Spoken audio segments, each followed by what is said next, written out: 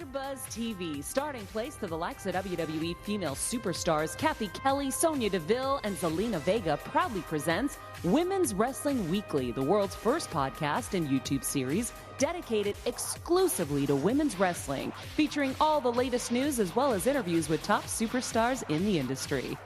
And now, AfterBuzz TV's own gorgeous lady of wrestling, TK Trinidad. All right, folks, like I said, we have nothing but amazing guests, and today is no exception. Please welcome the Bunny Slayer, fellow Canadian, and former two-time Impact Knockout Allie. Hi. Hello. Hi. How are you doing? I love that intro. That was amazing. Courtesy of Maria Menounos, of course. First off, happy belated birthday. Thank you. So we have a little something for you. Tony, hit that.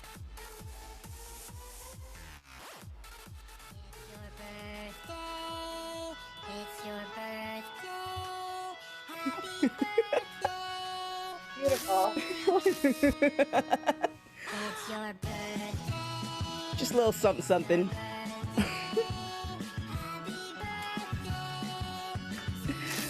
All right, so I was looking for something. I didn't want to do like the standard happy birthday, and then I saw them and it's like, oh, this is amazing. So, happy belated birthday from us to you. How was your birthday?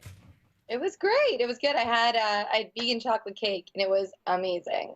Now, I have watched your YouTube series or YouTube channel. Wow, you have a lot of content on there. I learned a lot about you. Let's kind of start with the whole vegan thing. So you've been vegan for a while. I'm also vegan as well.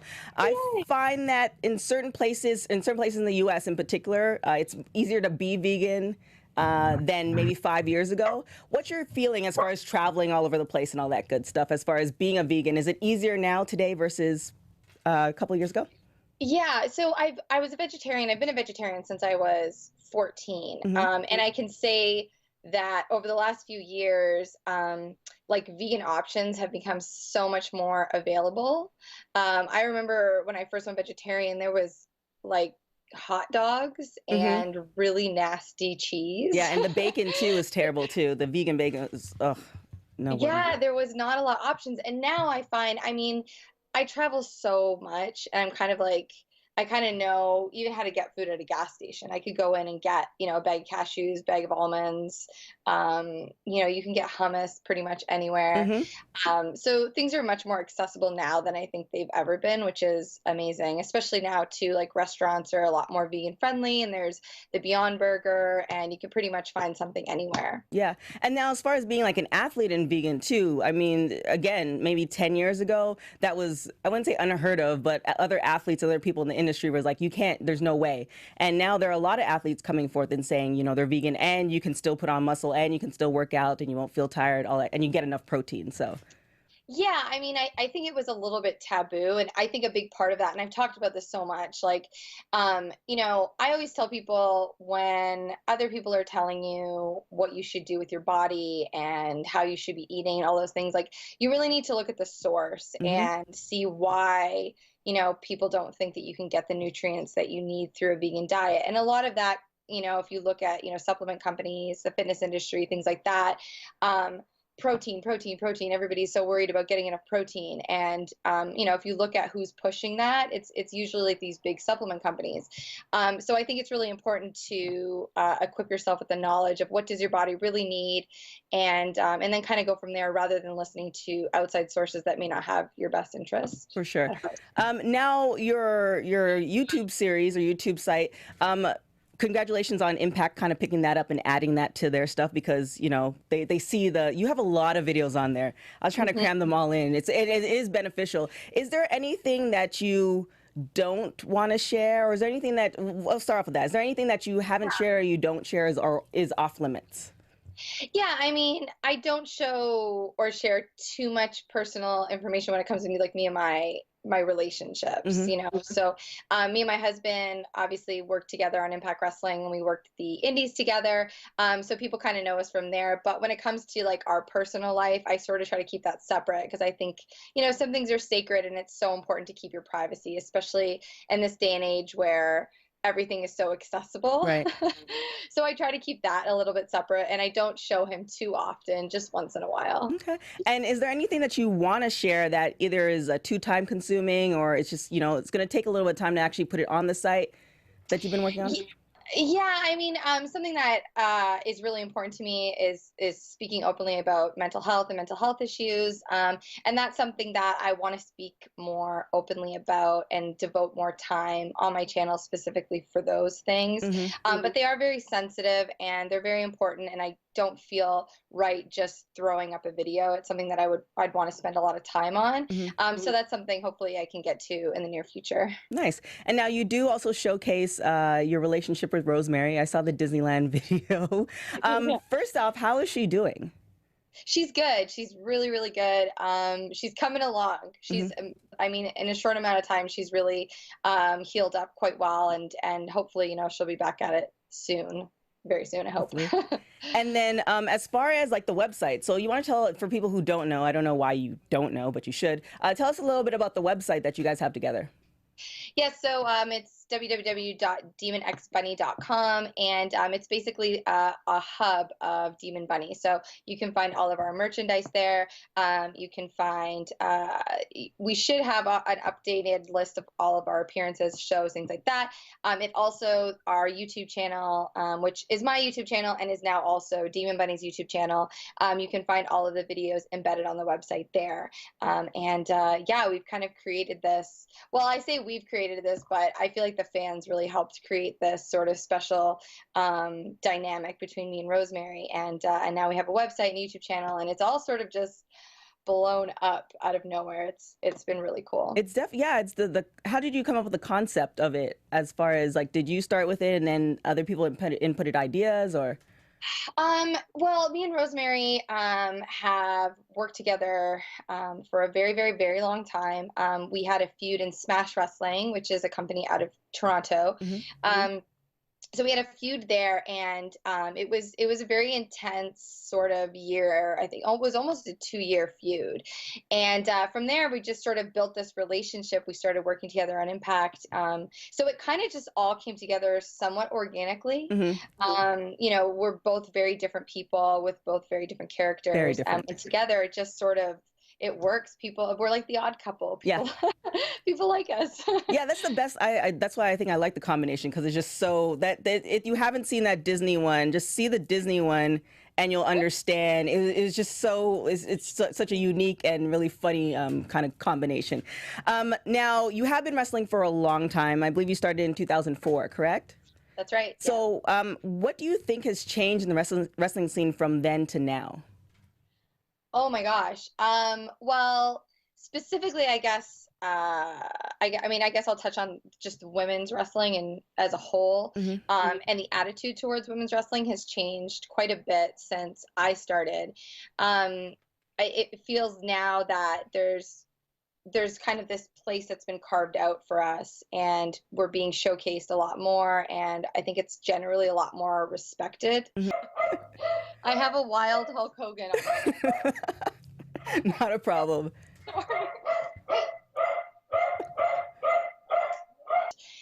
Whereas over on WWE, things were a little bit different. Yeah, and different. The women's matches were a lot shorter, and they weren't given much time.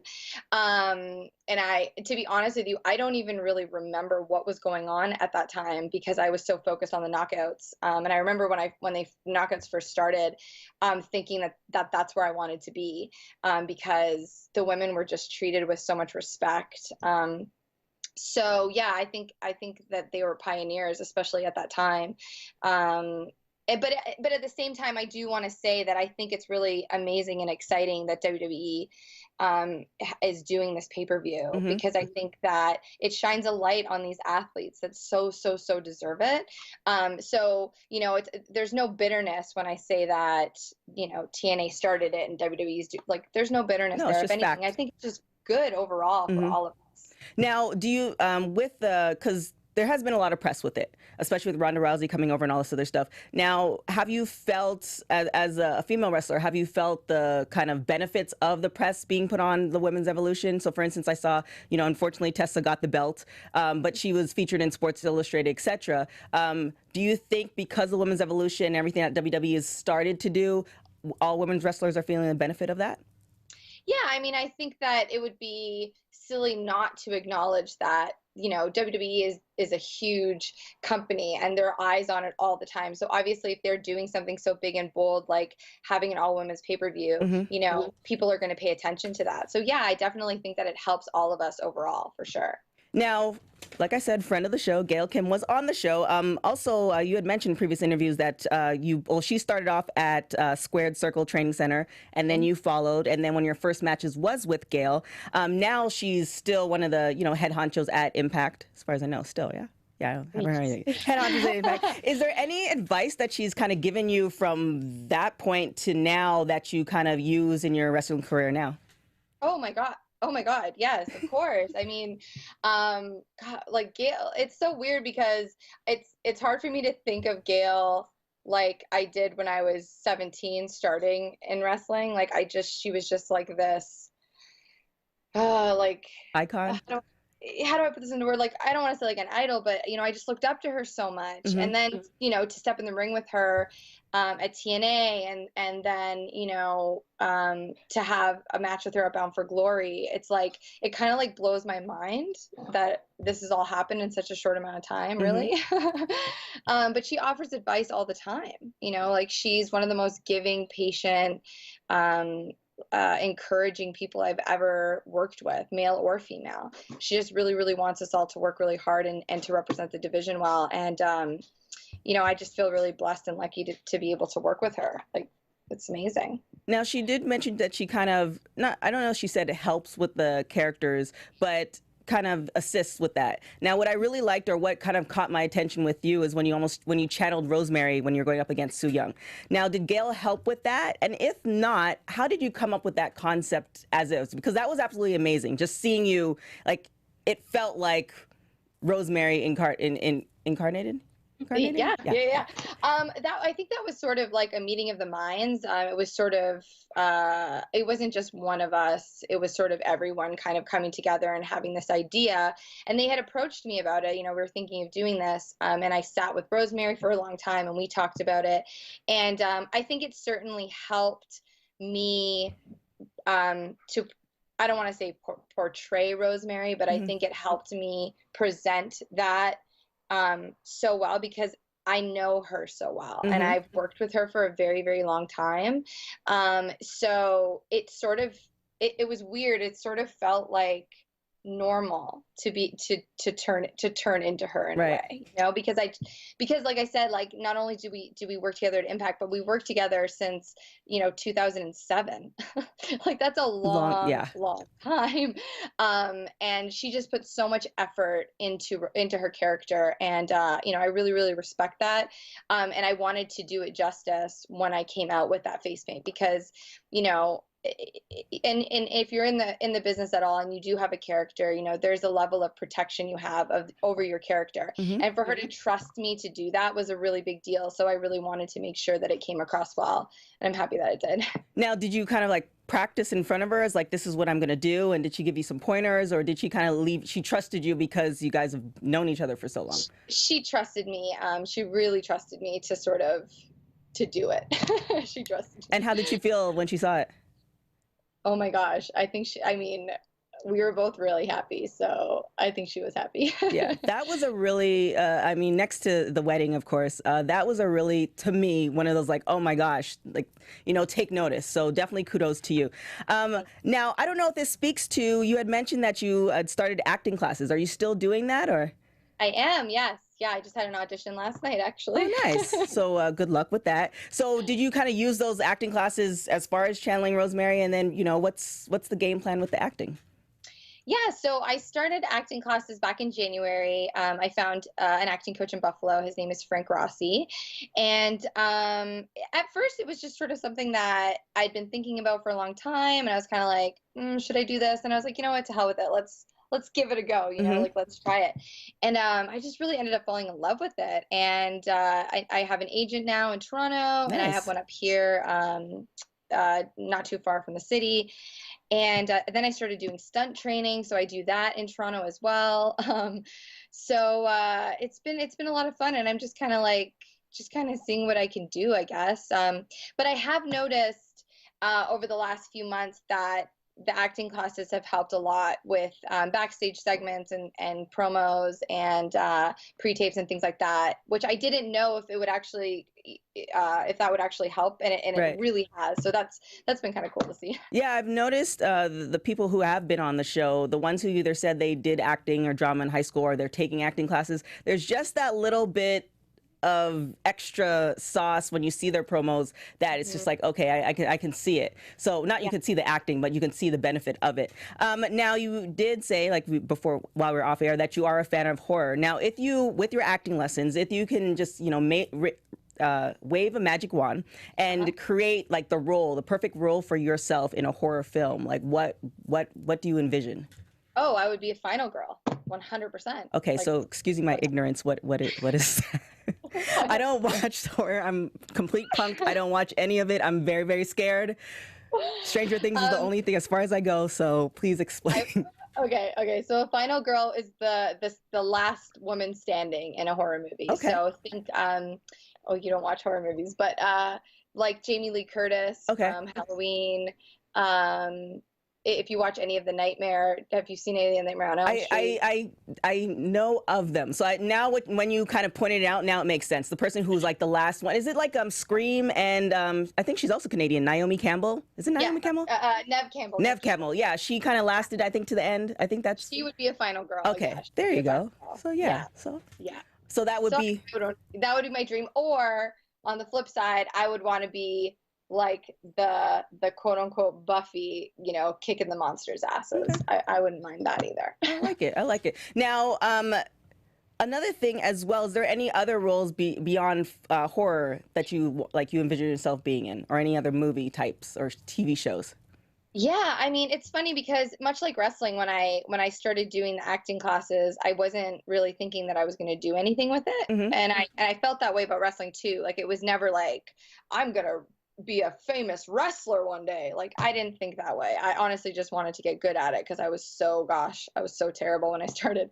But now it's like, now that I've got it rolling with acting and I've gone on auditions and things like that, like I would honestly love to do some kind of sitcom or some kind of comedy, something like that. Anything with like any kind of action movie where I can do a little bit of my own stunts would be really cool. I'm really enjoying stunt training. That's a tough question because any role would be amazing at this point. That's true. Just be grateful that it comes your way, and it's Yeah, that's totally exactly. That's 100%. And I would be grateful for any kind of speaking role at this point. Well, I mean, where you're coming from is way further than other people who are just like just trying to act. I mean, you have a huge platform, you have a YouTube series. I mean, that in itself is bounds in front of some folks. Now, you did say, as far as your YouTube series, there's certain things that are off limits, and that's your relationship with your husband. You guys have been married for a while. What's the secret? Do you have like a few tips for people who are getting married, want to be married, just relationships in general? Yeah. I mean, I think what makes me, me and Jesse work so well. That's his actual name is Jesse, for those that don't know. We're like best friends, and I think that being friends first really helps give a strong foundation to our relationship. But we're friends, like above all else, and we trust each other fully. And I think that trust and friendship and support and belief in one another, it goes such a long way. And I think, I can't even remember the last time we got into an argument. I know, like, it sounds so cliche, like we never fight, but we're on the same page with a lot. And if we have issues, we just talk about them. I think communication is, like, I would say #1 when it comes to relationships. So, we're about to celebrate 5 years of marriage at the end of the month, and Nice. Congratulations. yeah, and we planned a little getaway with our dog, so I'm very excited about that. So what it looks like on the video is just that, like, you guys are just both accepting of each other. So you guys came to, or are just honest with who you are, and then you just accept it versus, you know, kind of getting into a relationship and being somebody that you think the person wants. It's just kind of like you're just totally honest.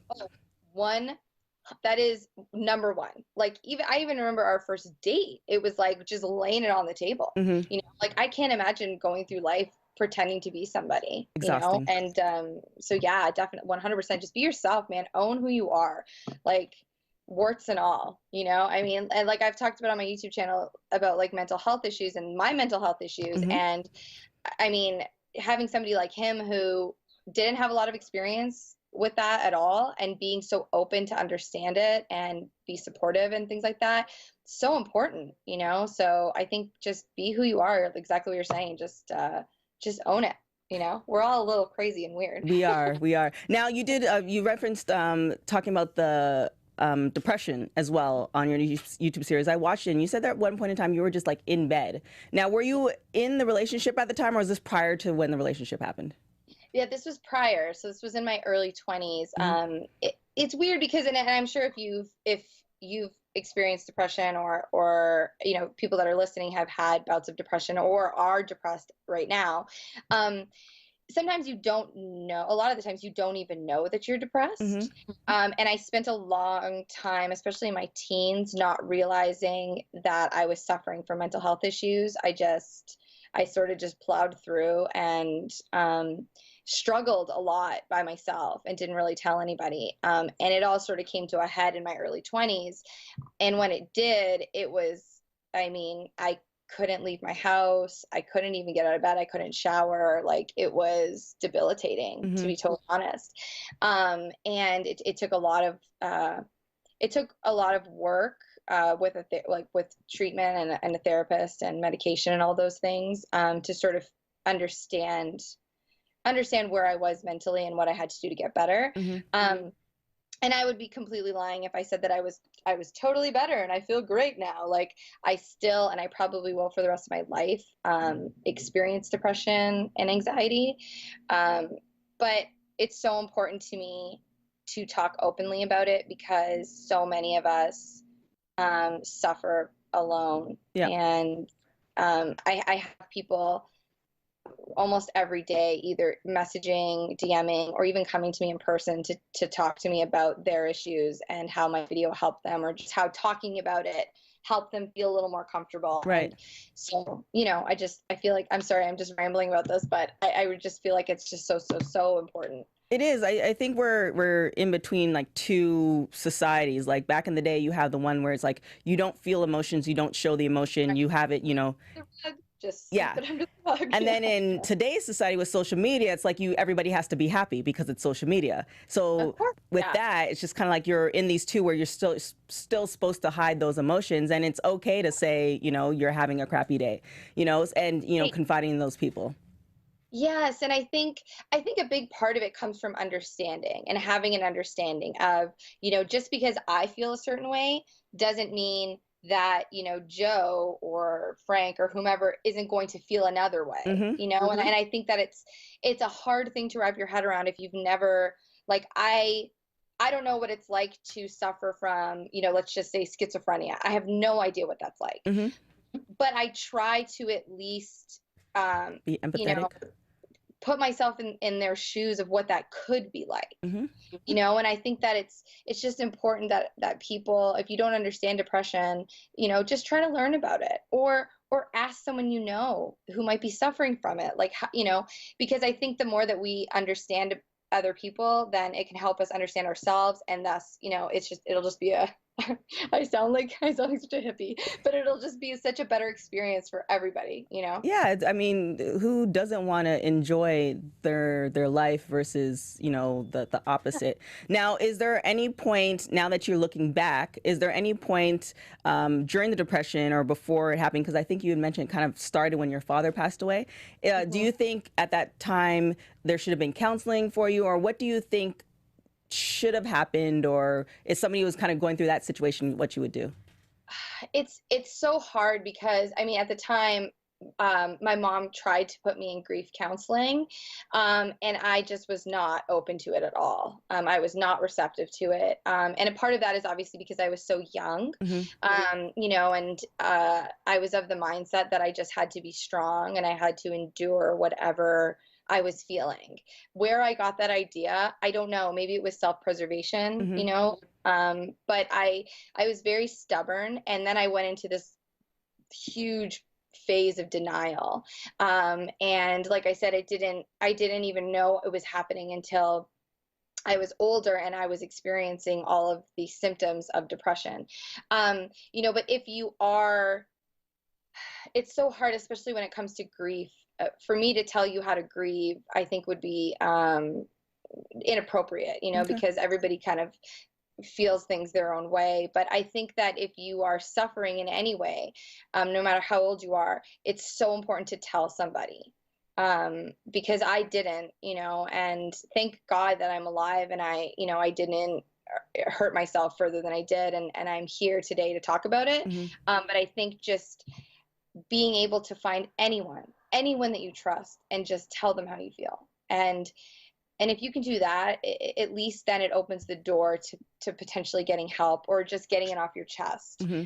You know, it's a step in the right direction. And I know it's really scary to do that, but it really is crucial. Like, just you can't suffer alone. It's the worst place to be. So yeah, I think just telling anyone, somebody that you trust. And then also too, I haven't watched it yet, but the Robin Williams documentary, several of his friends were saying they kind of noticed certain things, but they never spoke to him about it. So as a friend or a family member, if you see something, at least, you know, acknowledging that you're seeing a change, that when that person or you're ready to talk, you know who you can kind of talk to, you'll feel a little bit more comfortable as well. Yeah, absolutely. I mean, the catalyst for me to actually go get help was my best friend. It was, you know, back when MSN was like a thing, and I was really upset over something very minute. It was not a big deal, and I was hysterical about it. And I remember she was the one that said, I really, really think you need to talk to your mom, and you need to get some help, because I think she could see me going down this downward spiral. And if it wasn't for her, I mean, who, gosh, only knows what would have happened. So, yeah, definitely. If you notice something, And just say make something. yourself available. That's all. You know, just maybe say something. Well, thank you to your best friend, because she, you know, you have everything you have now. But kind of switching up a little bit. So you did 3 tours in Japan. Now, you also have Wrestling Canada, obviously, in the U.S. Is there certain things that you've taken from those 3 places, or traveling, doing wrestling, that you've kind of taken into your wrestling and applied it to what you do now? Yeah, I mean, I think the biggest thing for me was confidence and finding confidence.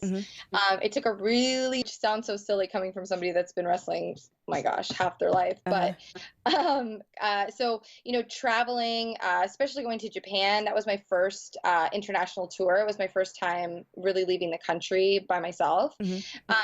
And I learned to find confidence in what I was doing, and traveling all over the world has given me that. Well, right now, I just really want to get my hands on Su Yung and avenge Rosemary, because that was probably one of the worst things that could have ever happened ever in life. So that's my number 1 goal right now, is getting back in the ring with Sue, for sure. So taking her out and then taking out Tessa.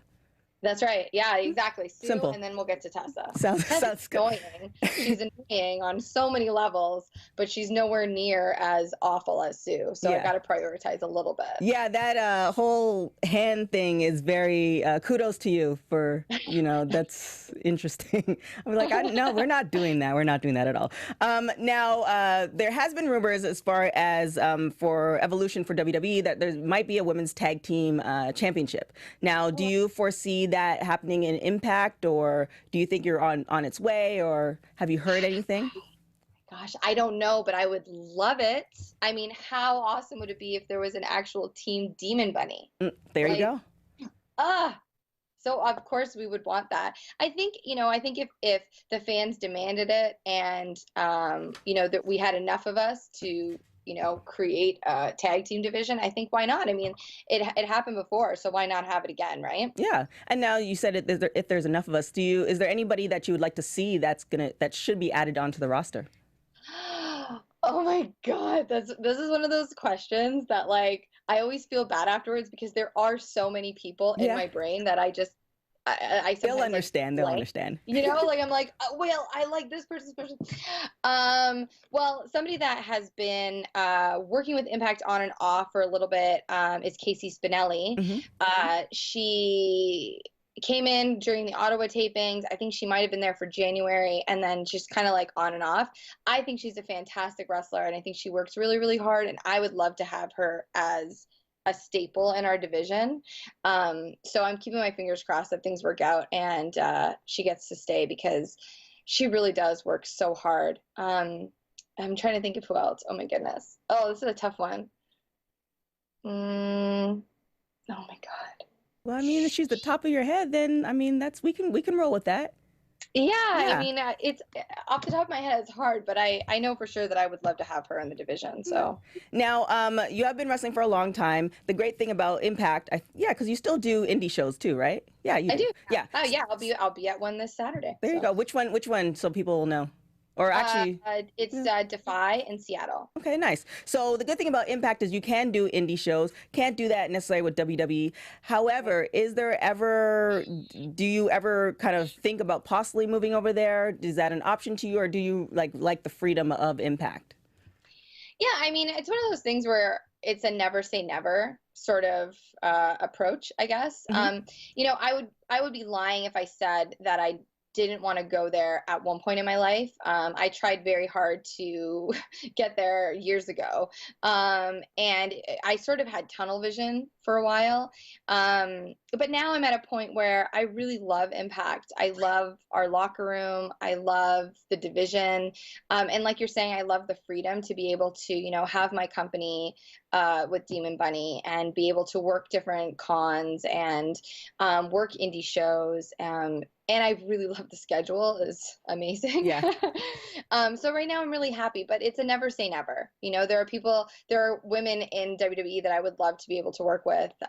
Natalia being my number one. Mm-hmm. I've wanted to wrestle her for ever. Another Canadian. I like it. Canadian. That's right. We were on one indie show together back in the day, and I never had a chance to wrestle her before she went to WWE. So, that's someday I'd love to work, but yeah, never say never, I guess. Okay. And then last question, as far as, Lucha Underground, they have a lot of intergender matches. Is there anybody off the top of your head that you like to have an intergender match with? Oh my gosh. Oh, there's so many. Okay. Well, one I'm if I can even put the pieces of the words together. Let me try that again. M-Dog Matt Cross is a good friend of mine that I would love to work with. I've never been in a ring with him before. So that's somebody. I want to say Brody. Brody is another one that I would love to get in the ring with. He's a friend of mine. But I would say like Matt Cross is up there. I would really love to wrestle him. Okay. We've never crossed paths in a ring before, so I think that would be a lot of fun. All right, there you have it. All right, so before we get out of here, there's this thing where we have rapid hot tags. I'm gonna hit you with a few questions. You say the first thing that comes to your mind. Oh God, I'm gonna be so bad at this. No, you'll be fine. You'll be fine. Tony's gonna hit that music for us. All right, so here we go. So always early or always late? Early, always. Swedish Fish or Sour Patch Kids? Oh, Sour Patch Kids. Last person you text? Pepper. What is the one thing you like about yourself? My eyes. A celebrity you would like to meet? Anyone from the Vampire Diaries. Last show you binge watched? The Fall. If you were a color in a crayon box, what color would you be? Pink. And if you were on death row, what would be your last meal? A pint of vegan ice cream, a vegan pizza, and a side of vegan chocolate chip cookies. Boom. See, that wasn't bad.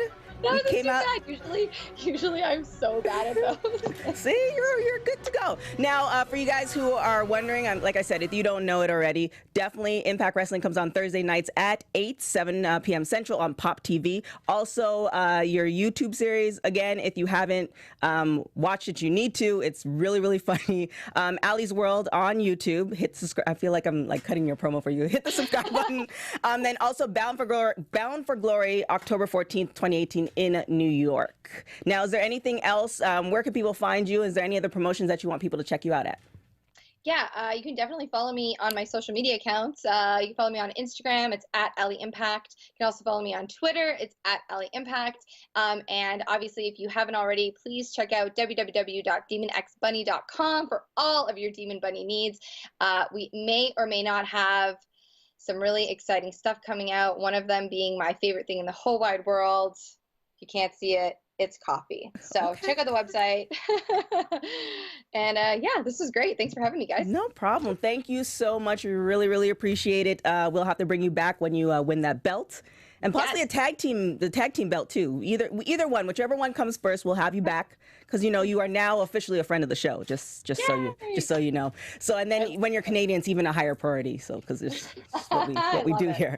But thank you so much and much success. Thank you. All right. Bye. So, such a great interview. As you guys can see, I'm here by myself. So don't forget to follow all our hosts. We have America's Chocolate Sweetheart, Evan T. Mack at Evan T. Mack, Sarah the Rebel.